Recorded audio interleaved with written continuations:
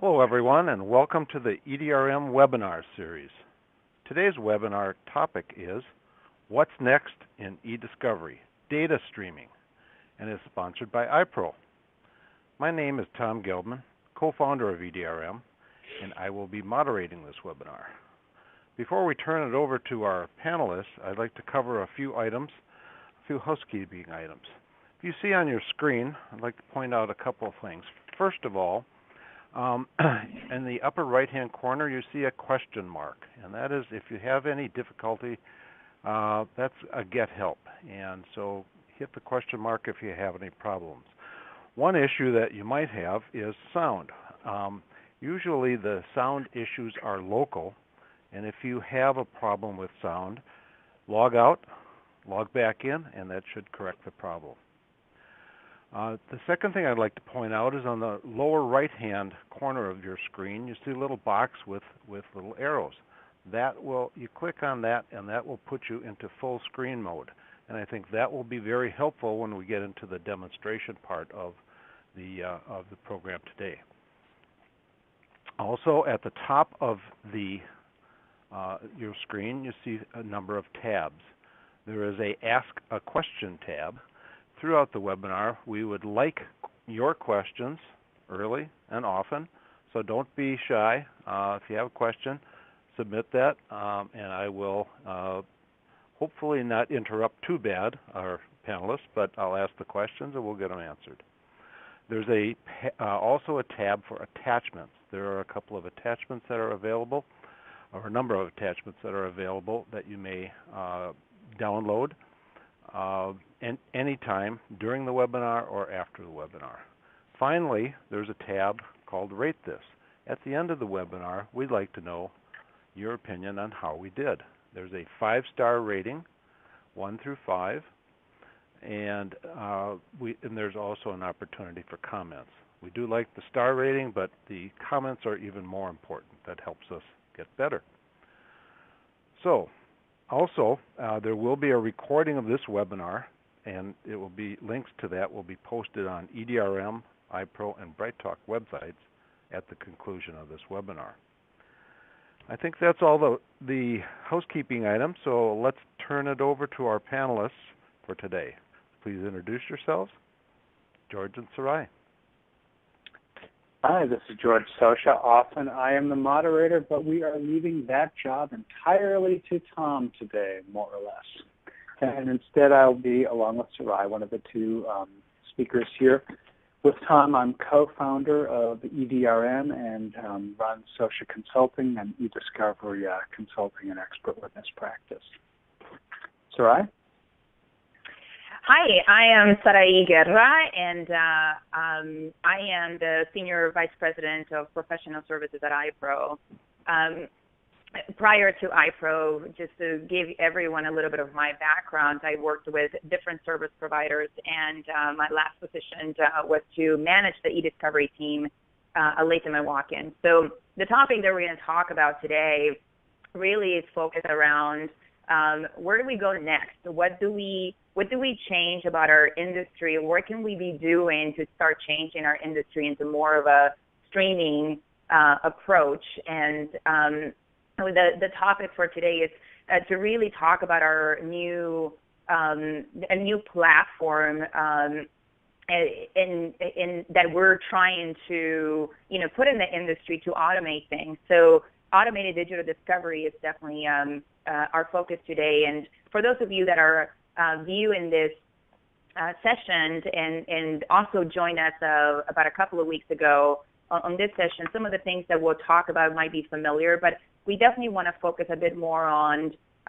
obviously where do we go next and how do we start looking at our current processes and not just streamline it, but focus on, from a technology perspective, what could we be doing to make things much better. So one of the things that I'll just get us started, George, if you don't mind.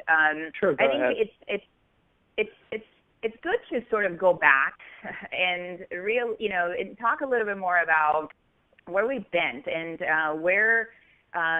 how we have evolved and and where we are now based on all of the processes that we've been doing over the years. And, I think, just reading your white paper that you recently released, George, you really put it very well on the white paper, because you really focused on this is where we've been through the years, starting with the hard copy process to realizing that there's a better way in actually keeping things electronic. But you also sort of left it at, and so what do we do now? Now that we're in this position, where do we go next? But even as I was reading your white paper, one of the things that I, kept thinking was that we really have been doing a lot of reactionary type of processes. We get to the point where we need to find a better way, and so we put a patch, in one process, or we try to change one piece of the puzzle, and it's gotten to the point where we're evolving and we're making things so much better. But are we really, stepping outside of our box and trying to figure it out? How do we plan this, a little bit better from the very get-go? And I know that we're putting a link to the white paper just so that everyone has access to it. But I would really encourage, people to go back to it and read through just the process that George gave us, because I think it really makes you think about over the years what we've been doing around, and it really makes you think of, so what now? What do we do to make things better? Yeah, at a basic level, one of the challenges is when we first began to deal with electronic files in Discovery, we had limited tools available to us. And the obvious direction, it seemed at the time, was to use the tools that we were using for paper. And we'd gotten to the point where some of us, at least, were starting with paper, scanning the paper, we had images, and the tools allowed us to load images and then coded information along with the images. We could search the coded information, bring up the images in a viewer. I used iPro's viewer for many years for exactly that purpose. When we got electronic files, the easy, obvious thing to do was treat them the way we were treating paper, convert the electronic files to images, load those images into the same platform, pull metadata out of the files, put that metadata into the same types of fields we'd previously been using for coded information, and proceed forward from there. And there were some apparent benefits to doing that. We already had a workflow for that. We had systems to allow us to do that type of work. By keeping the electronic files as images, we had a format that we were familiar with and comfortable with, whether we were viewing the paper on paper or paper on the screen. A TIFF image was functionally a paper version of an electronic file, and we could do with it the things we were used to doing: redact it, put Bates numbers on it, mark it up in various ways, either on the screen or on paper. But one of the big problems is that electronic files are not paper. Some of them don't convert to paper ever. If you've got an audio file, a video file, those will not be paper, not in any meaningful way. And many things have to get seriously dumbed down if you're going to convert them to a paper form.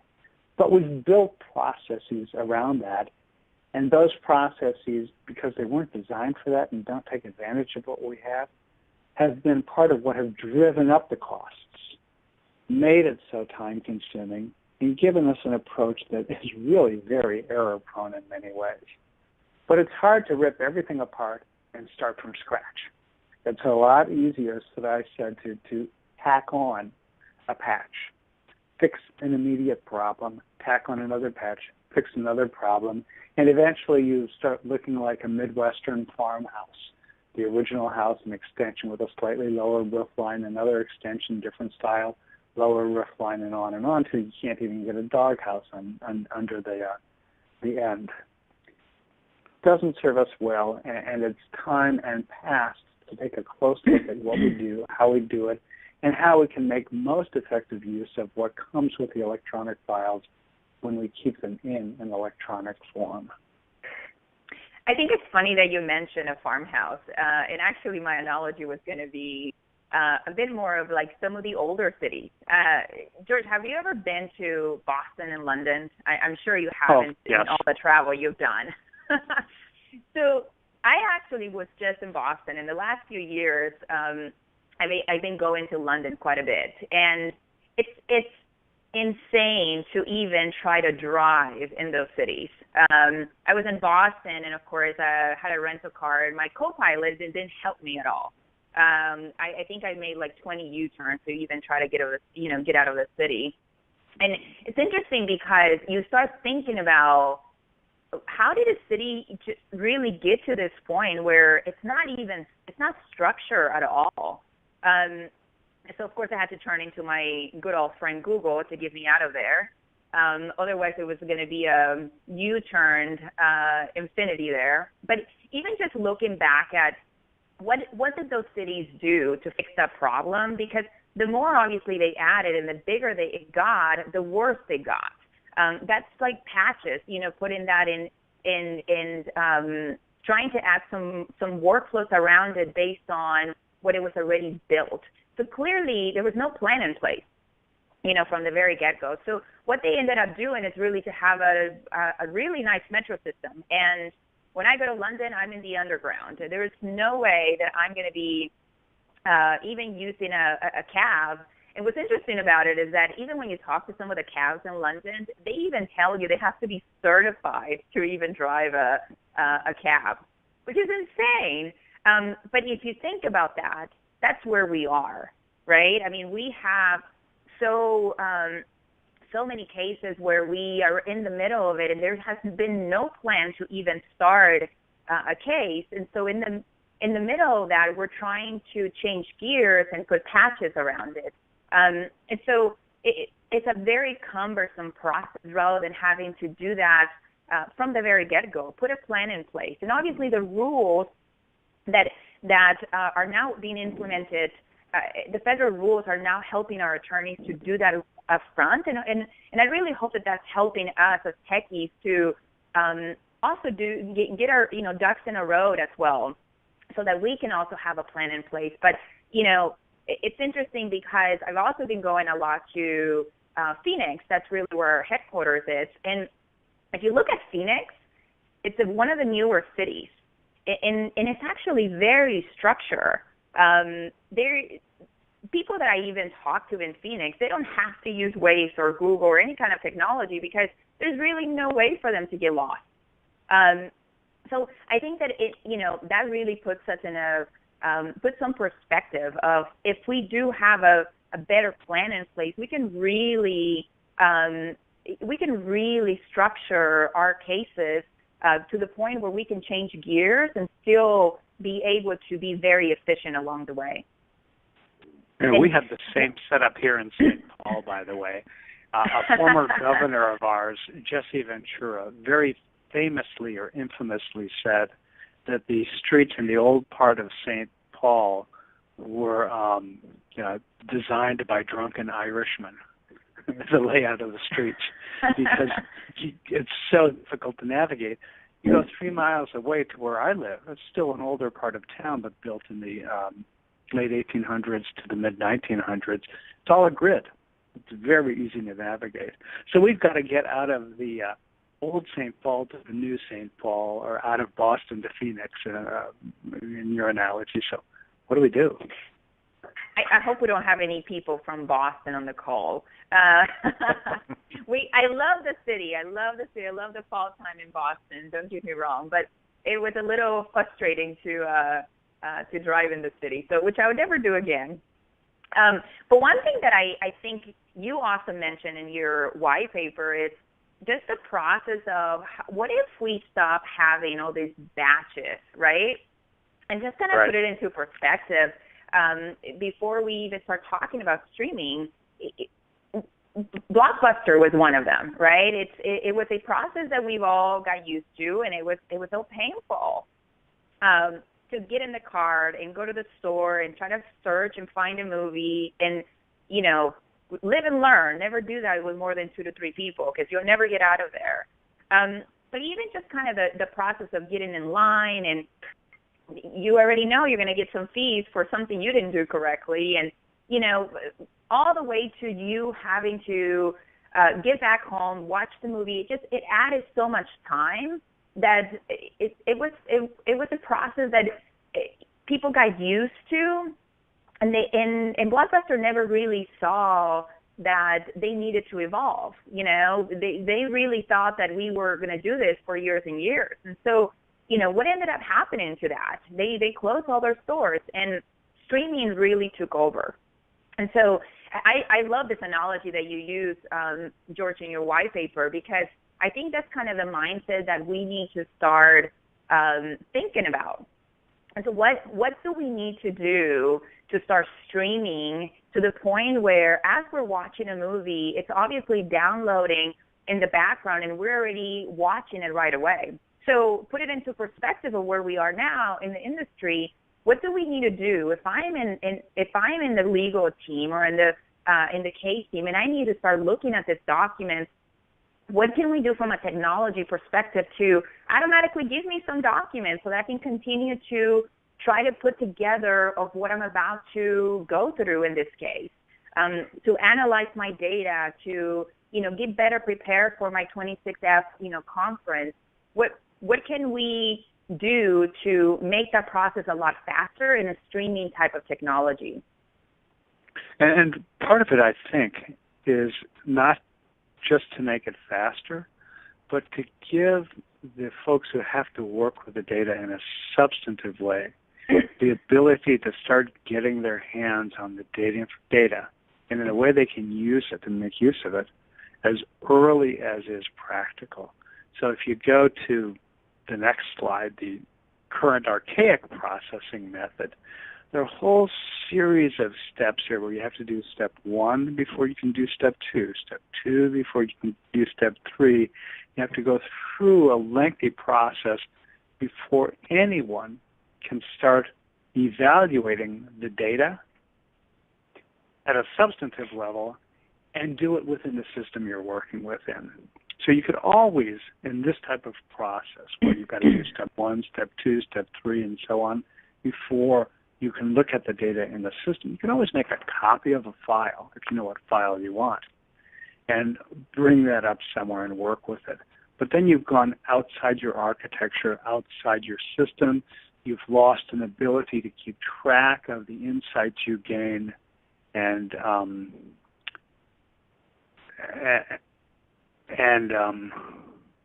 yeah, and I think that by a comment here. I think one of the so that just a quick aside, because I saw a reader's comment. Oh. So the download version of the webinar is a PDF version of a PowerPoint file. I could go on and I will for just a moment in a digression as to why this shows why you don't want to use PDF or TIFF versions of PowerPoint files in Discovery. So what you see on the download, on slide number 3 in the download, for example, is Phoenix layered over the top of Boston and London, where you can't even tell that's Boston or London. You can just tell there's something behind. And if you know the cities, you might recognize it.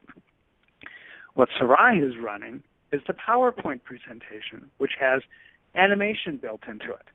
So that on her third slide, when she brought it up, you saw the first animation, which showed Boston and London, and then she ran to this, actually the starting point, and then she did the animation, which brought Phoenix up in front. When you convert the native file, PowerPoint, into the paper on the screen we're talking about here, and I said you dumb it down and lose a lot of value along the way.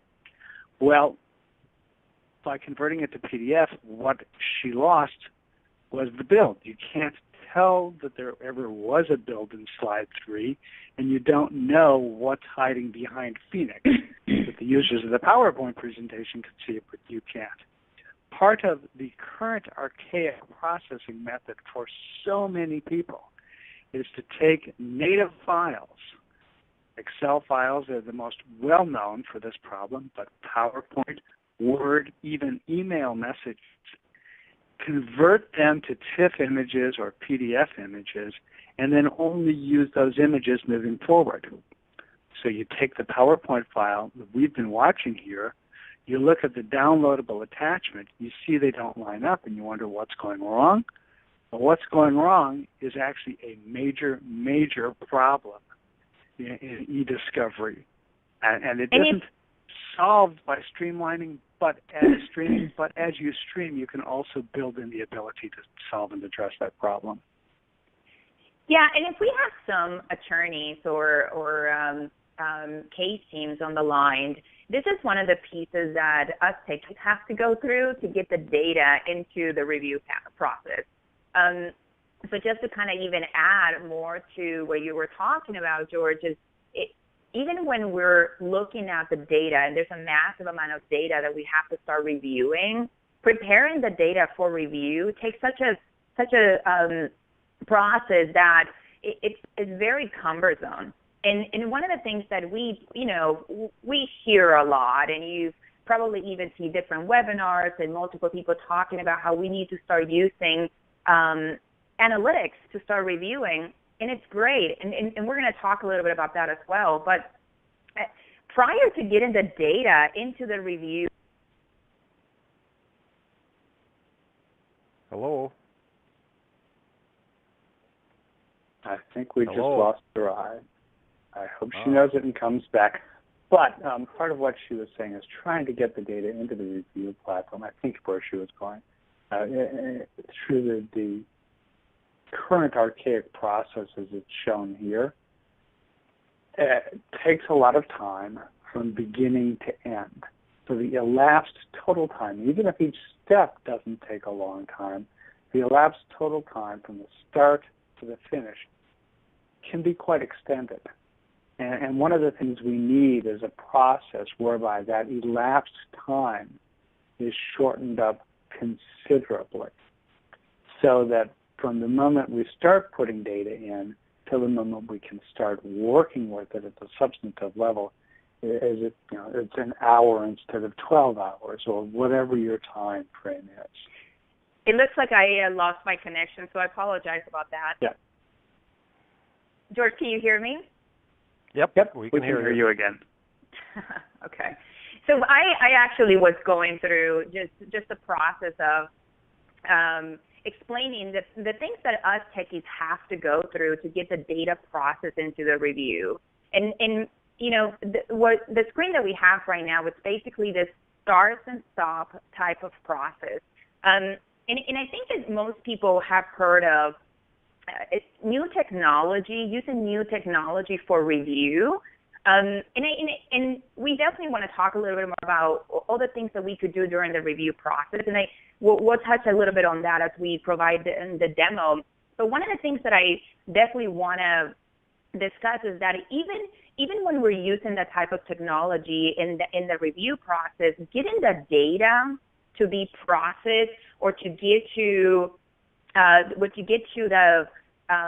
the data into the review takes such a long process time. And you probably will be wondering, if you're sending this to a service provider, the data to be processed and getting it into review, they have a hard time telling you exactly when that can happen.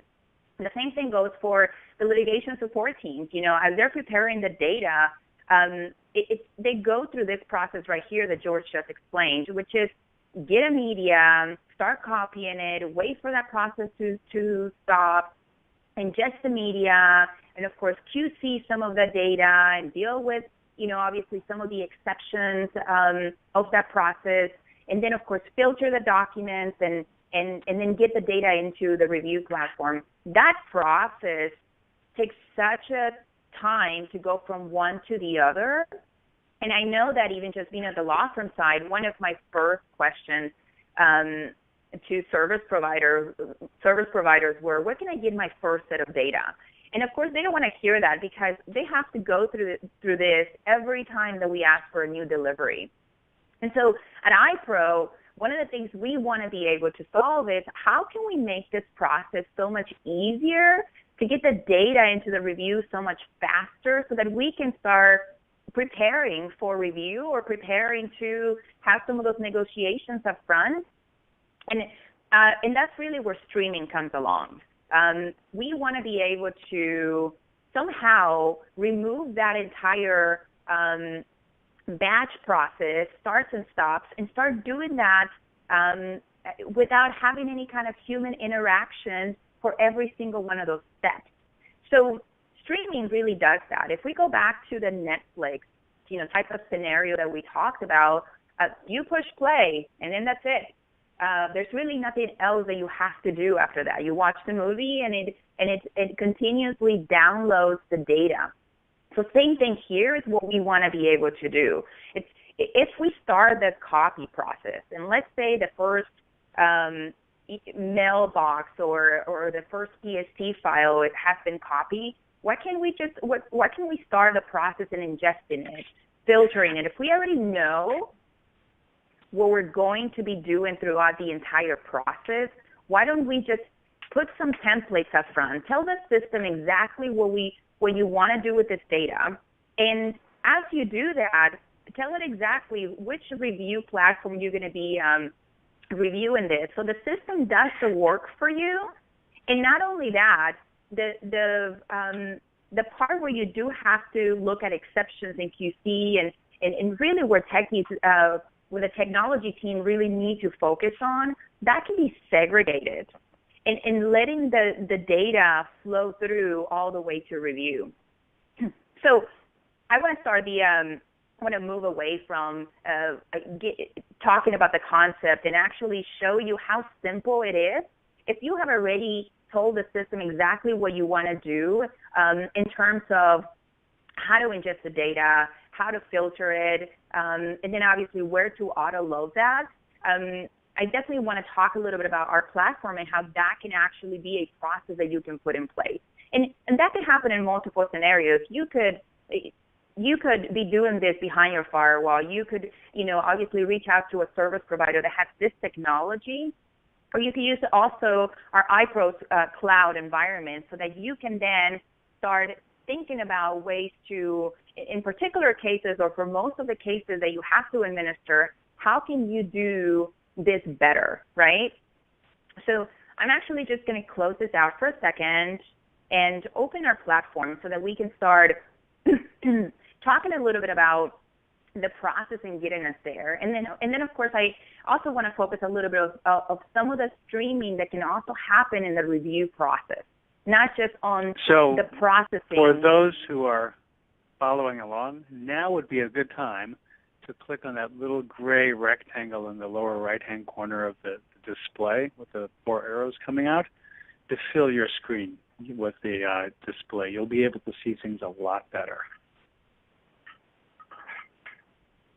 Yeah, and as we talk about this, if there, if anyone has any questions, I can certainly stop and obviously have a discussion about them.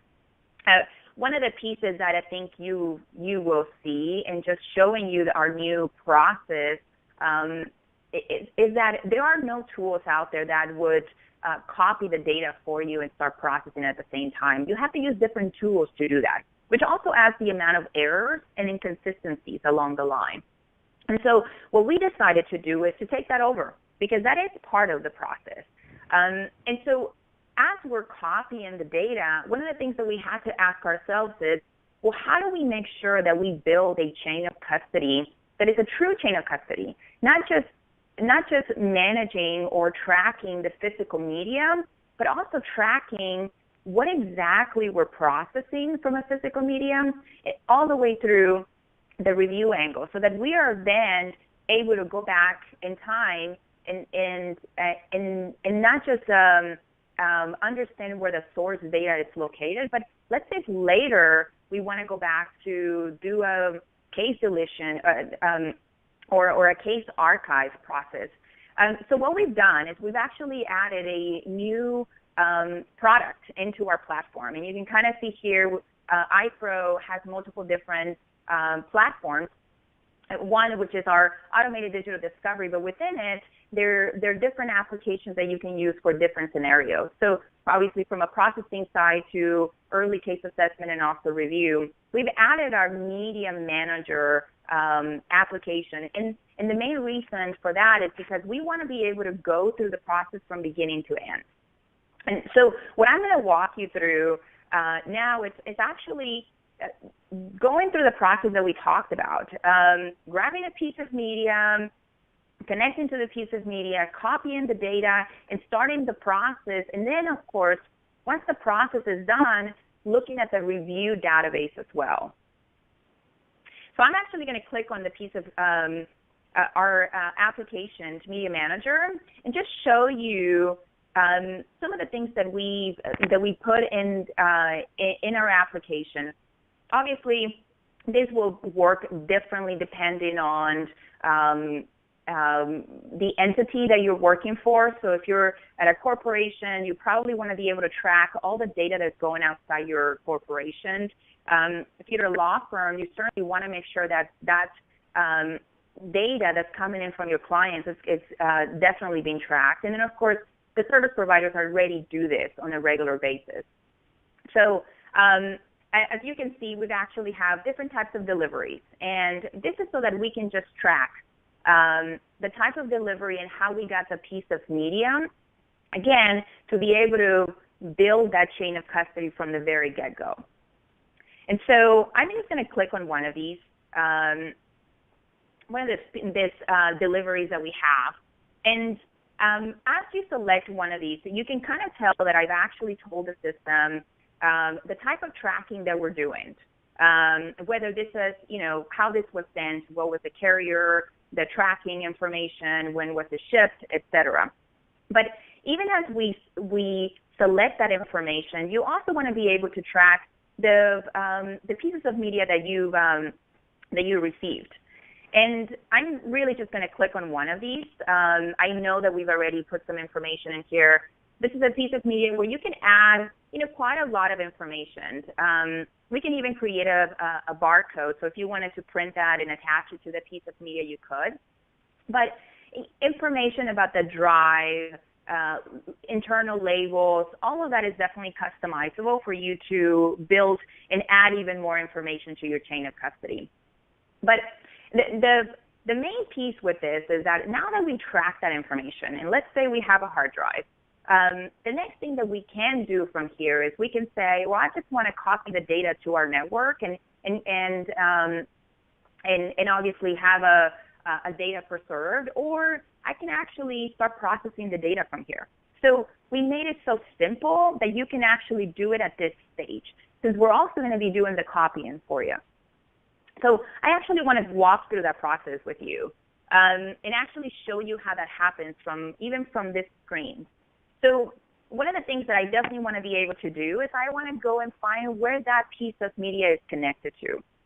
And to put it into perspective, one of the things that a lot of the service providers or the internal team at a law firm that they have to go through is they have to be able to create copy stations. So somehow they got to be able to plug in that piece of media somewhere and start copying it. And normally those copy stations have different types of tools to do that. What we're doing is we're allowing you to start that process. And as you see, I'm actually in Chrome, opening our media manager piece. But from here, I can actually connect to any workstation or any copy station to start the process. So one thing that I can do is I have a few workstations in here. I'm going to connect to one of them. And this process basically will go to that PC or that workstation, connect to it, and then it'll actually start doing a scanning of all the drives that are connected to that PC. Obviously, it also does your local drive. And so in this scenario, I have my eDrive, and I'm just going to connect to that. And so one of the things that we also do as we're connecting to a particular drive, we want to make sure that you're connecting to the right one.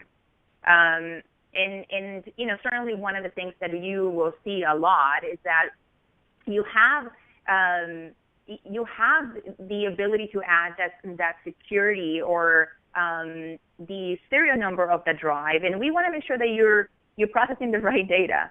And so we basically add a validation piece to that, and we tell you, hey, that serial number you gave us before does not match to the serial number. Do you still want to continue here? So again, as we're giving you the options to simplify the process, we also want to make sure that you're doing it correctly.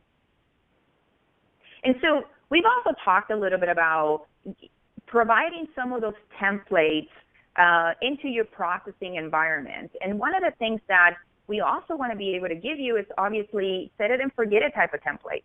Tell the system exactly what you want to do from beginning to end. And so in this scenario, one of the things that I have an option to do is to select my job that I've already configured. And one of the things that you can add to that configuration is that the way that you're going to be processing the data, the filtering options that you have. So, you know, for most of us, one of the filtering options that you always want to be able to do, and it's so easy to remove a big set of data, the duplication is one of them. You want to make sure that you remove all of that and only keep one copy. Nobody wants to, you know, review multiple copies of the same email. But also, you don't want to bring in all those application and operation system files. So you definitely want to remove those. But we also give you the ability to select specific file types that you want to focus on, or add a date range to the set of data. For the most part, this is obviously a conversation with the legal team to make sure that you're filtering to the right set of data that you're looking for. So I've already done that. I'm just going to select one of the main ones in this particular list of, you know, projects. And as you can see, I actually have, you know, quite a few of them. I can, you know, go into my different Globex or go into my you know, internal investigations. There's a lot of projects in here that I can focus on, and then obviously start selecting the data so that we can start processing it. So, were you going to say something, George? Didn't want to just keep on moving here. No, go ahead. Go ahead. So before I do that, one of the things that I definitely want to do is I also want to focus on giving you the ability to going back to that piece of media if you ever need to. So I'll come back to, you know, selecting my projects, because I think it's important to also know that as you're looking at the piece of media, one of the things that you can also do is you can change and link this to a particular client. So if for whatever reason something happened and you want to make sure that the piece of media is linked to the right case, so that those templates that you set for that case are connected to that, you could do that. So I'm actually going to do that really quickly and go through the process in selecting that piece of media all over again.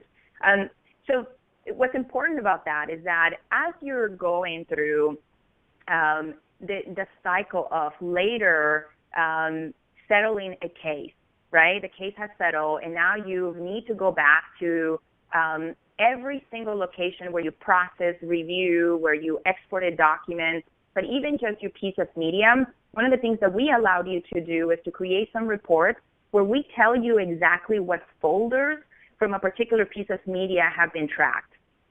And that it really just changes the perspective of us being able to go back and try to figure out exactly where all the data is located. So as you can see, my set of projects and my configurations are available, and I'm just going to click on one and select my streaming discovery process. And one of the other things that I can also do is I can say, you know what, that drive that I've just connected, let's just scan that really quickly and see what's in there. And I can easily go in there and just basically do a quick overview, an inventory. Which custodians am I going to focus on? Now, obviously, sometimes you may have some key custodians, so I'm just going to select one of them for the purposes of this demo. And you definitely want to make sure that you're tracking that custodian. Hopefully, most people or most of your clients have given you that structure that you're easily able to see that. But one of the things that you definitely want to do is make sure that you're tracking where that folder and who that belongs to. And we also provide you with the option to select the source. Because this is, I think, it's important as, later on you being able to do searches based on, someone's email or WhatsApp information or whatnot. You're actually able to track that and then obviously focus on as you're strategizing on your review.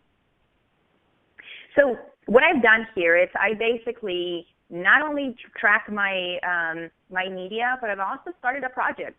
I scanned through, that the drive that was connected to my copy station. I gave it, some of my templates of what I want to do exactly with the data, and I basically started the process. So that copy station, it's now grabbing the data from that folder that I selected. And as you can see, my process has started. It looks like we have about 571 documents or containers. And so it's actually going to go through the process of what I've selected, discovering the documents, filtering the data, and auto-loading it to review. And one of the things that I definitely want to mention here is that as you're auto-loaded to a review platform, you can use our review platform, which I'll turn to. Our review platform is Eclipse.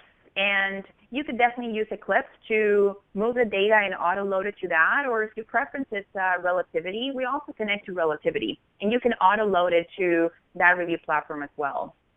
But obviously, for the purposes of this demo, I'd like to focus on Eclipse and also talk about some of the things that we could be doing within the review platform.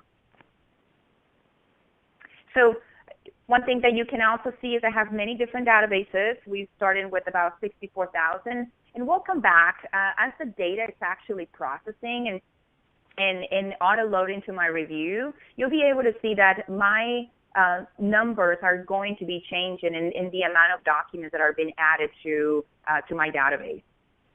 So I'm just going to quickly go through that and just talk about some of the things that you could be streaming within the review platform. Now, just kind of going back to our plan, and trying to figure it out how we're going to be tackling a case. Obviously, one of the things that you definitely want to talk about is it's the processing, of the data. Definitely strategize, obviously, even prior to that on strategically what you're going to be collecting, but even in the review process, we also have to have those conversations of how much data is this really going to be, and what is the best format that we should go about it.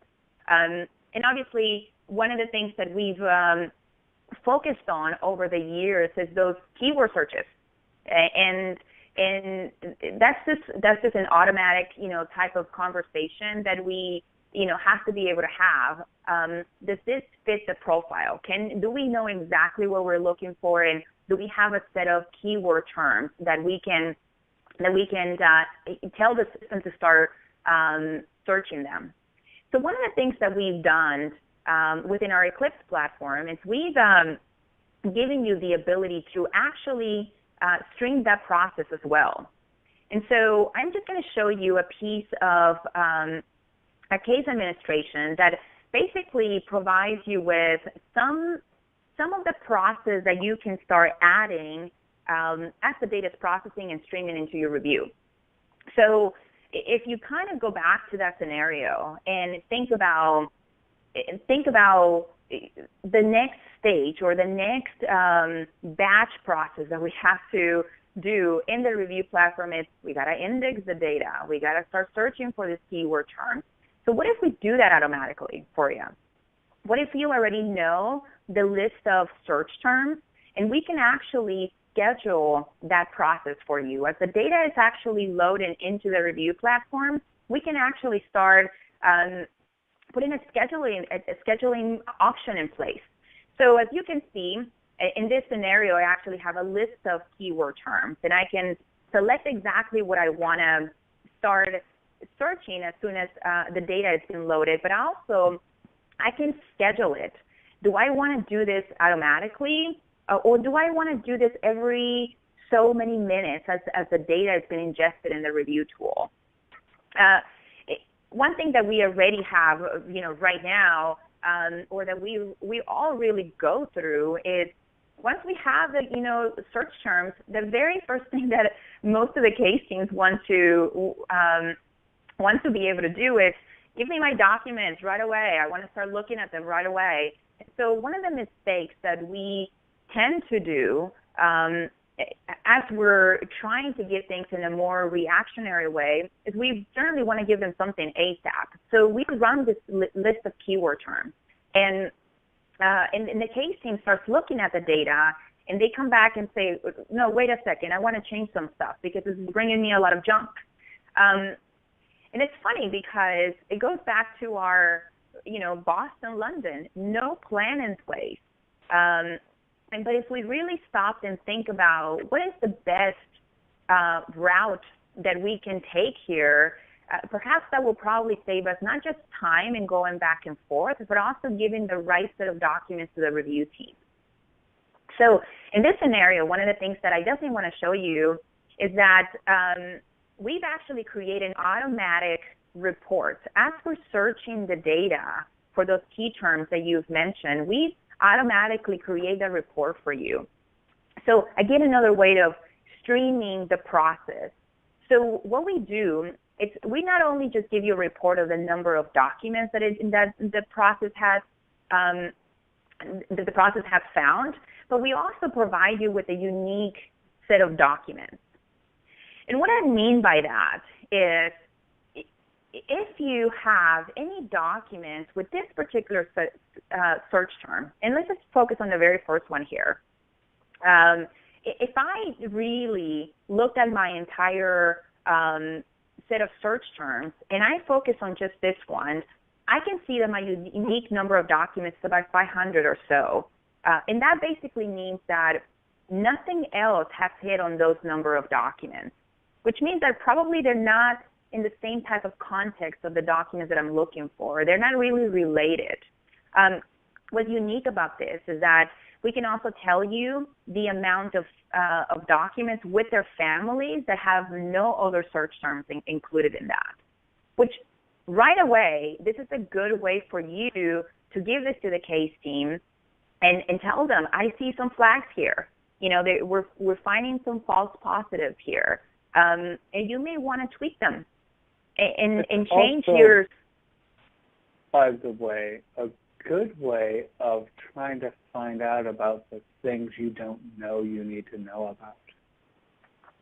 Because too often, the approach people take, and I know this isn't a streaming issue, but streaming lets you deal with this issue much earlier on in the process.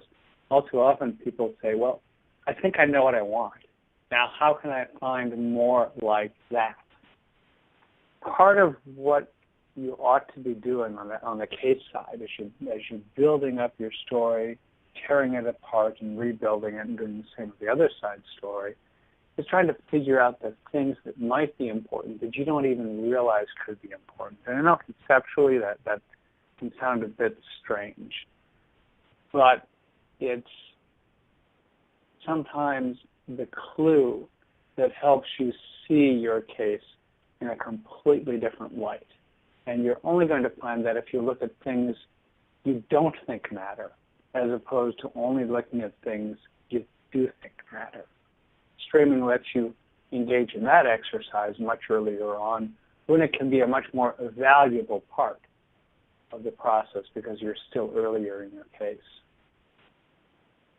I'm glad you bring that up because I think it's a good segue to our analytics piece. I mean, I think that in some cases, keyword terms may be the right approach to some of those cases, but what if you don't necessarily know where you should start? And at the end of the day, what if you have a large set of documents and you need to be able to prioritize your review? What do you do then? So one of the things that we also provide you in our review platform is the ability to group documents using analytics, the ability to start grouping them based on concepts. And so as you can see on my diagram here, one of the things that I've done is I basically cluster some documents based on a particular custodian. And you can cluster them based on however you want to be able to look at the documents or want to be able to look at the set of collections of data that you have now. So you can see in this particular scenario, I'm just looking at Ariana's data. And if I wanted to expand in a particular area of the data that I want to really focus on, I can actually start doing some searches with that. Now, this is a bit more focused on a particular person, but what if I wanted to, let's say I don't even know where the data really is for my entire collection. So I can change this scope around and modify it a little bit more and just really looking at all of the data that's coming in. How do I best look at this so that I can start preparing for my 26F conference or my deposition? Or even to start my review. Let's say you have a bunch of attorneys ready to start reviewing. How do we prioritize that so that we can better gain, more of a sense of where our real issues are with this case? So if I were to do that, there's a bigger or a higher level to this as well. Review, as we've been doing it for the past 10, 15 years, has become a very expensive, time-consuming, low-value process because we tend to have reviewers who are isolated from each other and who are not connected to the trial team looking at items one at a time. People have been using predictive coding to streamline that a bit, but at the review stage, they're still really looking at items one at a time. You can't see a picture of your data. Here, you've got a picture of your data in front of you, but it's a live picture so that you can work through it. The more you do with this type of thing with the data early on, and again, streaming the data lets you get in there much earlier to do this, the more you can start focusing in on the things that matter. The less you may find you have to spend on the traditional review for relevance or privilege because you probably can identify large chunks of materials where there's low probability of anything irrelevant, and go to the other side and say, look, you got a choice. You can do it this way, or we can do it that way. And I know I had great success in the past saying to the folks on the other side, yes, I know you've asked for all of that, and yes, I know you want me to go through this exercise, but here's what I can give you now. Take a look at what I can give you now, and then let's talk about the massive request you've made for me. And I wasn't always successful, but I was often successful in getting the scope of what was being asked for cut way back, which then in turn meant hugely reduced follow-on costs, the type of expenditures we're making now for review for relevance and privilege. And it goes back to planning, right? I mean, even this screen that I'm showing you, it's a way for you to have the tools to plan ahead, right? And knowing where your data is and just looking at some of its clusters, doing a search within that cluster, all of those documents are similar to each other. And I can even batch those out where for the attorney, they still see one document at a time, but you're making a huge improvement on not just the priority of documents that they're reviewing, but also just how similar the documents are to each other. You're now you're going from reviewing 100 documents an hour to doubling that and maybe even sometimes tripling that. It's so much easier to get through the data when you have planned a path to how you're going to review it, but also when you plan ahead on some other automation pieces that you can add within the platform. And, that goes back to, we're really talking about streaming data and streaming some of the processes, but at the end of the day, streaming really goes hand in hand with automation. As you saw, some of the processes that I went through obviously goes into how are the batches different, right? But in some cases, we see the huge, changes, and going from a batch process to a more automated way. So here goes a batch processing model, and here's a process where it never really stops and it streams into review. But even after that, what else can you be doing, right? Someone said that streaming and automation really go together, and I really believe that. I mean, it goes like peanut butter and jelly. At the end of the day, you can have so much streaming and manage your data in a more streamlined approach where you're removing some of that starts and stops and errors. But at the end of the day, you also have to be thinking about what other things within my review can I automate? What other things in my review can I plan ahead of time? And what are some things that I need to start introducing to my attorney so that they can be better at their process, so that they can focus more on learning about the changes in law rather than learning about how the tool should be used. That's really more on our shoulders to make sure that we're introducing some of those automation steps, and we really get them to think about what are some of the things that we could be doing in the review platform to make it simpler. So one of the things that I'll, show in here, and George, you're probably better at talking about motorcycles than I do, and I definitely want to see some pictures of you in a motorcycle. You're not going to find them very easily. But this is our current method, and this is really where we need to start, going or thinking about using more analytics of that approach to get through the data so much faster. I'm actually in LA, and I got to tell you, going through using a motorcycle and getting through traffic, it makes me so jealous. But it's the same concept of us being able to find ways to use a clustering system like this, right? Figuring out what is my plan and what am I going to recommend to the team so that we can get through the data faster. And some people also have said, is technology-assisted review really the answer for every case? Probably not, but it's definitely something that we may want to think about as we're finding like documents, or maybe as we're basically just prioritizing and getting the data that are most relevant up front, or also even just QCing the documents, or using your work product to review the other side's data. So there's a lot that you can do with technology-assisted review that you don't necessarily have to certify or have to explain to the other side. You can use technology-assisted review in many other ways. So it's definitely something that we definitely want to be able to start teaching our industry so that we can really take more advantage of that.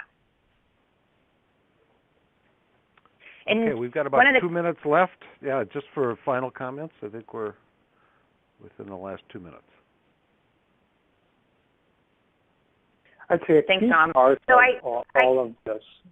Oh, go ahead.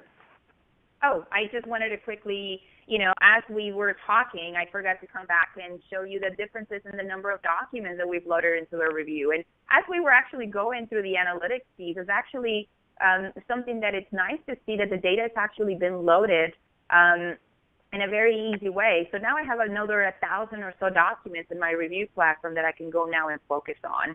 So you actually got to see the process from us being able to track it, copy, process, filter, and then also in the review tool with some of the automation that we can put in place. So it's great to be able to show our new platform and being able to change the industry of the way we think of data. A key piece of this, going back to taking it down to a really simple level, think of downloading an entire movie over a slow internet connection before you can begin watching the movie. That's more like the traditional approach. Think then of streaming a movie with Netflix or your platform of choice, where it starts downloading things, and as soon as it's got enough to begin displaying, it displays. Then it's putting stuff it's buffering data, accumulating data, but then feeding it up to you. So it doesn't finish loading the movie, possibly, until shortly before you finish watching the movie. It doesn't have to bring the whole thing down. And the value there is that you get to start seeing the content a lot faster. The value here with the streaming approach is you get to start seeing the content a lot faster. It's the same thing. You can start rolling up your sleeves and getting in there and doing things with data a lot sooner than you otherwise could. Okay, I think we're at the end. We have one more question, but I don't think we have time for it. We'll answer that offline. We'll just throw it in quickly. Oh. Is EDD included with eCapture Eclipse, or is it a separate production for purchase? It's actually a new technology that we've integrated with the eCapture model. So eCapture is being used obviously with different service providers, and one of the things that we wanted to make sure we didn't do is change that interface. But what we did is we've added a new streaming worker with a new technology of using all of those features that people have already gotten so used to. And then obviously being able to integrate that with Eclipse and Relativity as well. So it is a new technology and a new add-on. Okay, thank you. And thanks, Soraya and George, for this webinar. And I want to remind everyone that a recording of this webinar will be available shortly on EDRM, iPro, and BrightTalk websites. And before you leave today, please remember to rate this webinar. We very much appreciate your feedback. And thanks again for attending this EDRM webinar sponsored by iPro. Everyone have a great day.